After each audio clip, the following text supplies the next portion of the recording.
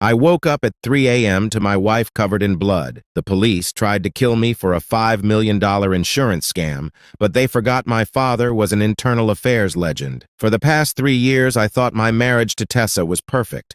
But that night, everything changed. I was fast asleep when I felt a massive blow to my head. Tessa had attacked me with a heavy vase. Before I could even regain consciousness, she tore her own clothes and began slamming her head against the wall, leaving herself covered in blood. I was in shock. I thought she had lost her mind. But when Detective Kendrick stormed into my bedroom within 5 minutes, I realized this wasn't an accident. It was a pre-planned trap. Kendrick was the same corrupt officer my father had suspended years ago. They beat me mercilessly, crushed my phone under their boots, and dragged me to the station. They thought they had destroyed all the evidence, but they didn't know about my smartwatch. I was thrown into a lockup where there were no cameras. Kendrick threatened me, saying if I didn't confess to the assault, he'd kill me in a fake encounter. But just then, the station doors swung open. It was pouring rain outside, and standing there was my father, Gavin Mercer. Gavin wasn't just my father. He was the most feared internal affairs officer this city had ever seen. When Sergeant Morrison tried to block his path, Dad looked her dead in the eye and said, "Morrison, I'm the one who sent your husband to prison. If my son gets so much as a scratch,